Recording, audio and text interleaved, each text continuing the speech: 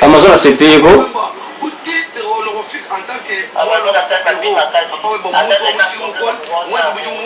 Et puis l'aime se passe là qui n'a pas été.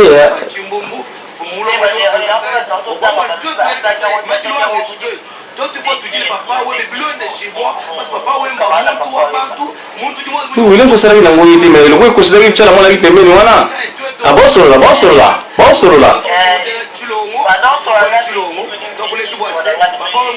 Io non bosso là, c'è la mola io bosso là, c'è la mola na Amazon. Si. Non so come non può sicuro. Papa Wemba. Hikai, tujibalo lo jubu America sai boss basanga bwale. Jitu kuja. Mitu ito tukujira Papa Wemba. Mwabu ibangwa se musal confirm wa mwade to maglo akabemba. Tibangwa se tout boss tujira Papa Wemba. C'est grave. Bango boss là. Nitu mujira mushindo yo, niko kana mama chala mwana, niko kana bayudi jikongo, niko kana kabe prince, niko kana Wemba kadio yo, niko kana Papa Wemba, niko kana basa gijela to asa gijela.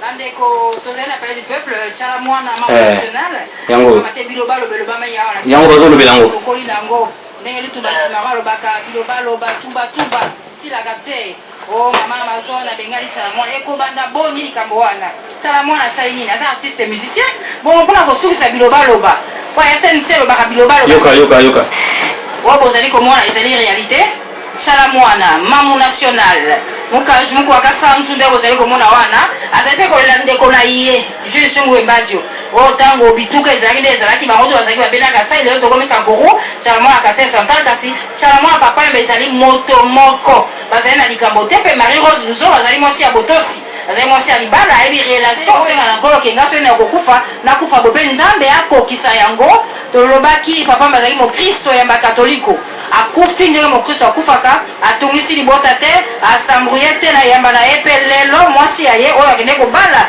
na eglise santo catholique ye wana azali na elongo na balingaki papa Wemba mpe chala mwana azali moko ya baye bazali na moto ya liboso akomaki na macampagne ntango sango aliwa papa Wemba ekomaki bongo kisasa elingaka mwa nungunungu mwa bilobalo bakasi awa likambo ezali te tozali kolela papa Wemba tokolela ye ndenge alingaki bilele toujours mvwata awo eza somo basapere babomi biso kaka mpona kopesa lokumu na Jules Sungu Wemba alors mwa badetail mokie ezaka yeba baso oyo opesa biso mami nasepeli mingi na image mokili ezomona yoka zakari yoka pembeni ya mama chala mwana polo biso bacongolais de tout ce qu'on a retenu en cérémonie monene lobby que papa Wemba soit devenu chevalier moto alobeli yango te incident na bango kaka yango wana tolingi to corriger yango mama chala azongi susu pour la deuxième fois ye moko azokamwa parce que mutu ya liboso te koloba yango oyo akomaki na ndako ya papa Wemba moi j'étais là le